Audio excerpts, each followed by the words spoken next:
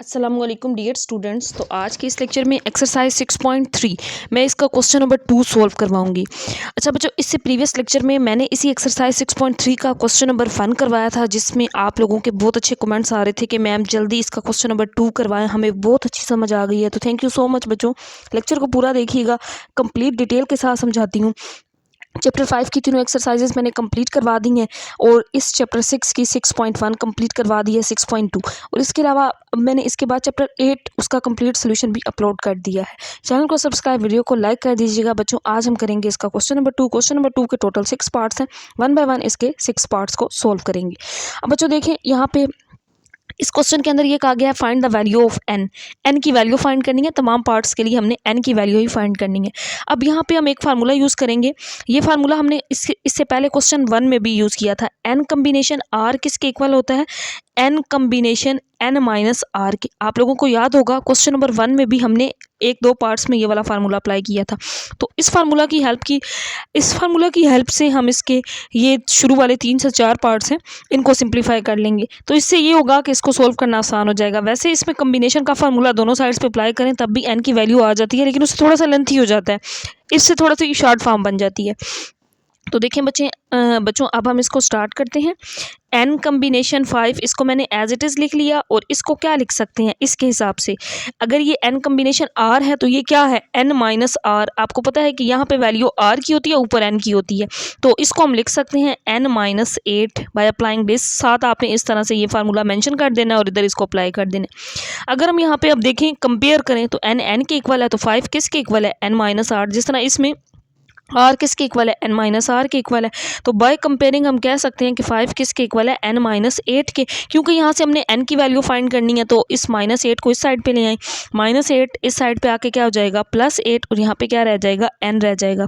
8 में 5 ऐड कर लें तो आंसर क्या आ जाएगा? 13 is equal to N. So N की वैल्यू क्या आ गई? इसको हम इस तरह से भी लिख सकते हैं ना, सो एन इज इक्वल टू 13। तो ये इसका आंसर आ जाएगा। और क्वेश्चन में यही कहा गया था कि एन की वैल्यू फाइंड करें। तो बच्चों देखें, इसमें next part number 2, N combination 15 is equal to N combination 7, ये गिवन है। तो इस फार्मूला को हम अप्लाई कर सकते हैं ना, तो हम इसको क्या लिखेंगे? सेम पार्ट 1 की तरह ही है। N combination 15 is equal to N combination N minus R. तो यहाँ पे आर क्या है? 7 है, तो हम इसको लिख सकते हैं ना इस फॉर्म में, एन माइनस 7। बाय कंपेयरिंग 15 किसके इक्वल होगा? एन माइनस 7 के। ऊपर वाली साइड्स को कंपेयर करें तो एन एन के इक्वल है, तो नीचे वाली साइड्स को कंपेयर करें तो 15 किसके इक्वल होगा? एन माइनस 7 के। क्योंकि हमने एन फाइंड करना है, तो -7 इस साइड पे ले आए, तो ये क्या हो जाएगा? +7, और यहाँ पे क्या रह जाएगा? जस्ट एन रह जाएगा। 15 में 7 ऐड कर लें तो आंसर क्या आ जाएगा? 22 इज इक्वल टू एन। सो ये हमारा आंसर आ चुका है। लास्ट पे हम लिख सकते हैं देयरफॉर एन कितना आ गया? 22। यही इसका आंसर होगा। तो एन की वैल्यू हमने फाइंड करनी थी, इसका आंसर आ गया 22। इसके बाद नेक्स्ट हम पार्ट नंबर 3 करते हैं। तो बच्चों इसके बाद देखिए, नेक्स्ट है पार्ट नंबर 3। ये भी सेम पार्ट 1 और 2 की तरह है, उसी फार्मूला को अप्लाई करेंगे। एन कम्बिनेशन 50, इसको एज इट इज़, और इसको N combination N minus R, और आर की जगह पे क्या है? अब 1 है। तो अब हम बाय कंपेयर यहाँ पे बाय कंपेयरिंग लिख सकते हैं ना, 50 किसके इक्वल होगा? एन माइनस 1 के। क्योंकि हमने एन फाइंड करना है, तो -1 था, दूसरी साइड पे ले जाएं इसको, इधर आके +1, और यहाँ पे एन रह जाएगा। 51 प्लस 50 में 1 ऐड करें तो 51 आ जाएगा। 51 है ये, और यहाँ पे क्या आ जाएगा? एन। सो हम लिख सकते हैं एन की वैल्यू क्या आ गई? 51। तो यही इसका आंसर होगा, क्योंकि हमने एन फाइंड करना था, और एन का आंसर कितना आ गया है? यहाँ पे 51 आ गया है। नेक्स्ट हम पार्ट नंबर 4 करते हैं। इसके बाद देखिए बच्चों, नेक्स्ट पार्ट नंबर 4 है। अब देखिए यहाँ पे रेशो है, ये 11 है, 11/1। 2 N combination 3 ratio N combination 3 is equal to 11/1, या 11:1 भी हो तो हम उसको 11/1 लिख सकते हैं। कम्बिनेशन का फार्मूला क्या होता है? एन सी आर किसके इक्वल होता है? ये मैंने स्टार्ट में बताया था, N factorial divided by R factorial, और फिर एन माइनस आर फैक्टोरियल। यहाँ पे हमने कम्बिनेशन का फार्मूला और यहाँ पे भी कम्बिनेशन का फार्मूला अप्लाई कर देना है। तो यहाँ पे ये क्या आ जाएगा? 2n factorial divided by R factorial. R क्या है? 3 फैक्टोरियल। इसके बाद आता है n माइनस आर, तो 2n माइनस 3 आ जाएगा। यहाँ पे रेशो, यहाँ पे फैक्टोरियल कम्बिनेशन का फार्मूला अप्लाई करते हैं, तो n factorial divided by 3 factorial, और फिर n माइनस आर, तो n minus 3 factorial is equal to 11/1 ये आ गया। अब बच्चों यहाँ पे क्या है रेशो, तो अगर ये इस तरह से a रेशो b हो तो मैं इसको क्या लिखूंगी a/b, यानी कि इस वैल्यू को इस पे डिवाइड करना है। तो जब वैल्यू डिवाइड हो जाती है ना, उसको ऊपर ले जाते हैं तो मल्टीप्लाई, नीचे वाली वैल्यू ऊपर चली जाती है, ऊपर वाली वैल्यू नीचे आ जाती है। तो मैं यहाँ पे डायरेक्ट मल्टीप्लाई वाला स्टेप कर रही हूँ। वैसे आप लोग चाहें तो एक स्टेप इसमें डिवाइड वाला लिखें, फिर वैल्यू को ऊपर ले जाएं, ये ऊपर चली जाएगी और n फैक्टोरियल नीचे आ जाएगा। अब देखिए मैंने यहाँ पे 2n फैक्टोरियल इस वैल्यू को एज इट इज़ लिख लिया, 3 फैक्टोरियल 2n माइनस 3, ये वैल्यू क्या होगी, ये वाली डिवाइड में आएगी, जब ऊपर जाएगी तो फिर रेसिप्रोकल हो जाएगा, तो 3 फैक्टोरियल ऊपर चला जाएगा, n माइनस 3 फैक्टोरियल नीचे आ जाएगा और ये ऊपर चला जाएगा और n फैक्टोरियल नीचे आ जाएगा।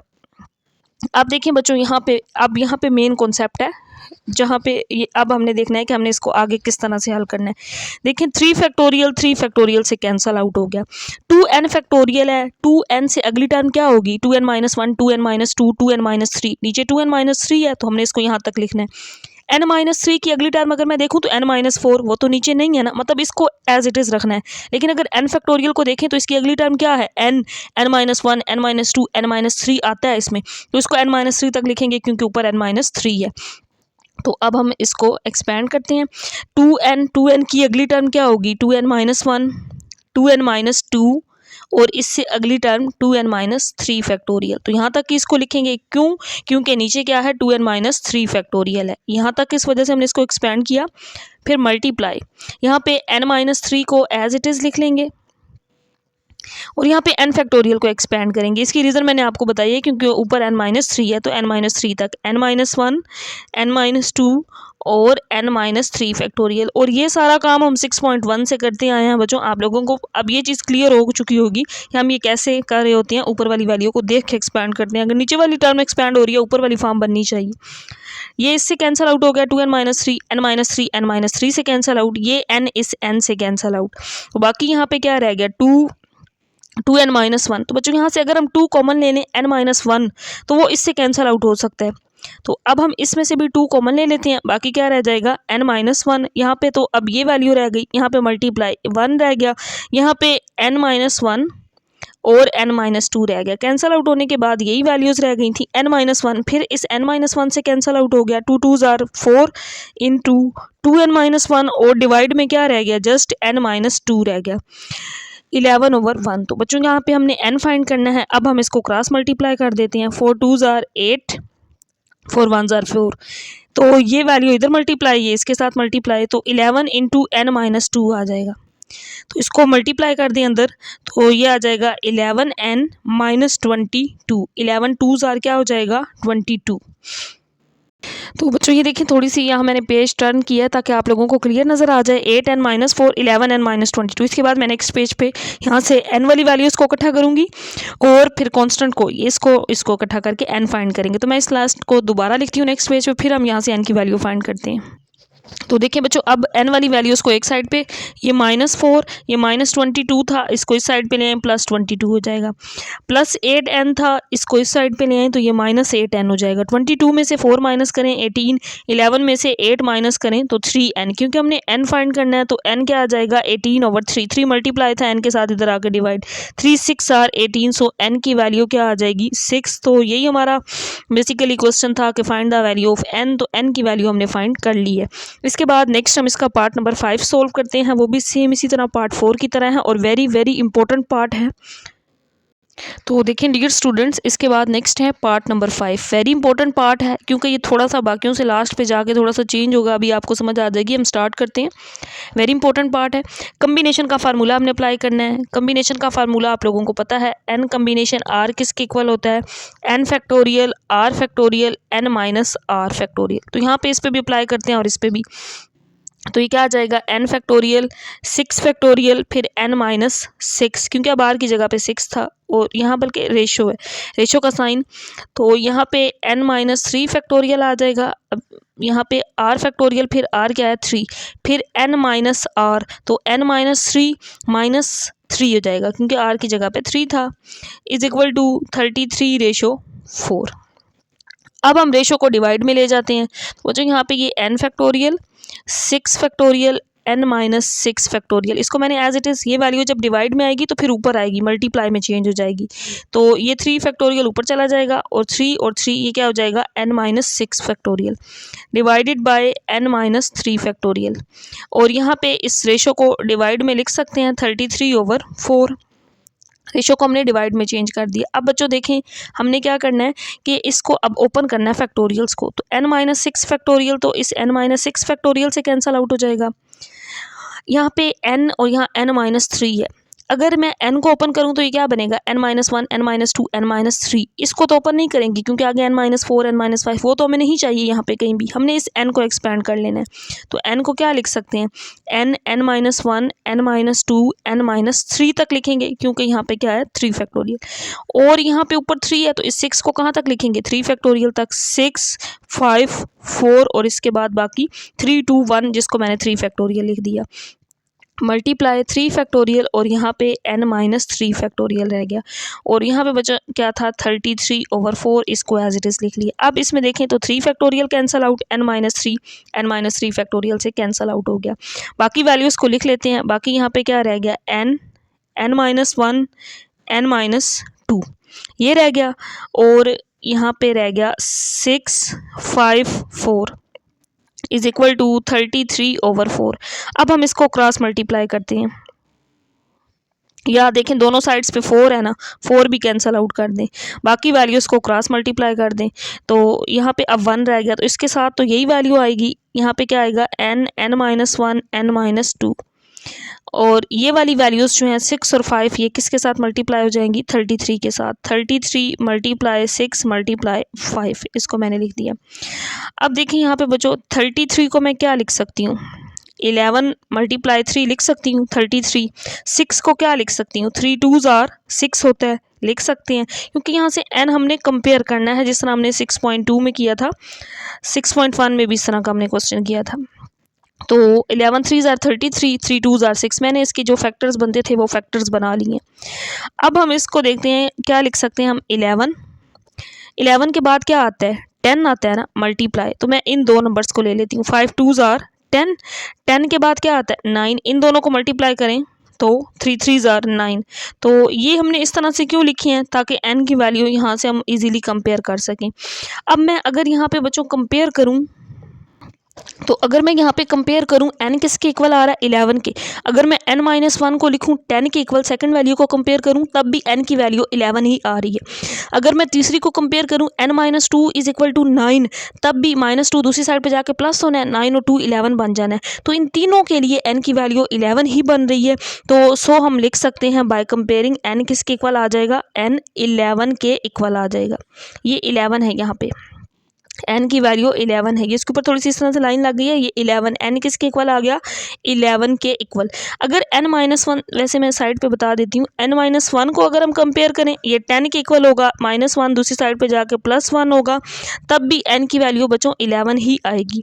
अगर इसको कंपेयर करें n माइनस 2 ये किसके इक्वल होगा, 9, तब भी n की वैल्यू 11 ही आएगी। तो ये सारी रीज़न ये थी कि इन फैक्टर्स को इस तरह से लिखने की कि यहाँ से हम n की वैल्यू कंपेयर कर सकें। क्योंकि मैंने आपको बताया था कि जब n यहाँ पे 3 आ जाते हैं ना, प्रीवियस एक्सरसाइज में बताया था, 2 हो ना तो फिर यहाँ ये n नहीं है, लेट्स सपोज देखें ये n नहीं है, फिर हम मल्टीप्लाई कर देते हैं और एक क्वाड्रेटिक इक्वेशन बनती है, वहाँ से हम n फाइंड कर लेते हैं। लेकिन अगर 3 आ जाए ना तो क्यूब वाली फॉर्म बन जाती है, वहाँ पे आपने क्यूब वाली फॉर्म में नहीं जाना, बल्कि इस तरफ वैल्यूज़ को इस तरह से अरेंज करना है कि n की वैल्यू हम फाइंड कर सकें। तो इसके बाद नेक्स्ट पार्ट करते हैं, पार्ट नंबर 6। तो इसके बाद देखें dear students, next part number 6 question number 2 का लास्ट पार्ट है। इसमें भी हमने कम्बिनेशन का फार्मूला अप्लाई करना है दोनों पे, फिर रेशो को डिवाइड में चेंज करेंगे। तो यहाँ पे क्या आ जाएगा, 2n फैक्टोरियल, r की जगह पे क्या है 3 फैक्टोरियल 2n माइनस 3 फैक्टोरियल आ जाएगा। रेशो अब इस पे फार्मूला अप्लाई करें तो ये क्या आएगा, n फैक्टोरियल फिर 2 फैक्टोरियल फिर n माइनस 2 आ जाएगा। और यहाँ पे ये 12:1, इसको एज इट इज़। अब हम रेशो को डिवाइड में करते हैं चेंज। तो यहाँ पे क्या आएगा, 2n फैक्टोरियल 3 फैक्टोरियल और 2n-3। और जब ये वाली रेशियो डिवाइड में आएगी फिर इसको हम दोबारा ऊपर ले जाएंगे मल्टीप्लाई में, तो ये वैल्यू ऊपर चली जाएगी और n फैक्टोरियल नीचे आ जाएगा। तो ये वैल्यू मैंने ऊपर लिख दी इस वजह से, और n फैक्टोरियल को नीचे लिख दी है। और यहाँ पे रेशो 12:1 है, तो इसको 12/1 डिवाइड में चेंज कर दिया रेशो को। अब बच्चों यहाँ पे देखें 2n है, तो इससे अगली टर्म क्या होगी 2n-1, 2n-2, 2n-3। यहाँ तक 2n-3 है, इस वजह से हम इसको यहाँ तक ओपन करेंगे। 2n को हम लिखेंगे 2n-1, 2n-2 और 2n-3 तक इसको एक्सपेंड करेंगे क्योंकि नीचे ये था। अब यहाँ 2 फैक्टोरियल है, तो 3 फैक्टोरियल को हम लिख सकते हैं 3 × 2 फैक्टोरियल, ताकि ये वाली टर्म इससे कैंसिल आउट हो सके, क्योंकि जितना हम सिंप्लीफाई इसको कर सकें हम करते हैं। यहाँ पे 2 फैक्टोरियल n-2 की अगली टर्म n-3 n-4 है, वो हमें नहीं चाहिए, तो इसको तो मैं एज इट इज़ लिख लेती हूँ। लेकिन इस n फैक्टोरियल को लिख सकते हैं ना n-2 तक, क्योंकि क्या आएगा n, इसकी अगली टर्म क्या होगी n-1 और फिर इससे अगली टर्म n-2, वो इससे कैंसिल आउट हो जाएगी। 2n-3 इससे कैंसिल आउट, और ये 2 फैक्टोरियल इस 2 फैक्टोरियल से कैंसिल आउट, ये n इस n से कैंसिल आउट। तो जिस तरह हमने पार्ट 4 में किया था, इसमें से 2 कॉमन ले लें, n-1 वो इस n-1 से भी कैंसिल आउट हो सकता है। तो यहाँ पे क्या रह गया, अब 2 रह गया, 2n-1 रह गया, यहाँ से 2 कॉमन ले लें, बाकी क्या रह जाएगा n-1, और यहाँ पे क्या रह गया 3 मल्टीप्लाई, ऊपर वाली दोनों वैल्यूज़ कैंसिल आउट, 1 रह गया, नीचे n-1, और यहाँ पे इक्वल में क्या था 12/1, और यहाँ पे भी हम लिख लेंगे इक्वल में 12/1। n-1 इस n-1 से कैंसिल आउट, और यहाँ पे मल्टीप्लाई कर दें, 2 2s are 4, 2n-1/3 is equal to 12/1। n की वैल्यू फाइंड करने के लिए अब हम इसको क्रॉस मल्टीप्लाई कर देते हैं। 4 2s are क्या हो जाएगा 8, 4 1s are 4, 12 3s are 36, क्योंकि 3 इधर मल्टीप्लाई हो जाएगा। तो -4 है, इसको इस साइड पे लें, n की वैल्यू हमने फाइंड करनी है, तो -4 इधर आके +4, 36 + 4 ये हो जाएगा 40। n की वैल्यू अगर हम यहाँ से निकालें तो ये क्या आ जाएगा 40/8, और 8 5 सार क्या होता है 40। सो n की वैल्यू बच्चों यहाँ पे क्या आ जाएगी 5, और n की वैल्यू ही हमने फाइंड करनी थी, n इसके अंदर 5 आ गया है। तो ये था क्वेश्चन नंबर 2 कंप्लीट हो गया है। इसके 6 पार्ट थे जो मैंने तमाम करवा दिए हैं। इसके बाद बच्चों मैं करवाऊँगी question number 3। Dear students, question number 2 मैंने कंप्लीट करवाया है। इससे रिलेटेड कोई भी क्वेश्चन हो आपने कमेंट सेक्शन में ज़रूर पूछना है। चैनल को सब्सक्राइब, वीडियो को लाइक कर दीजिएगा। अल्लाह हाफिज़।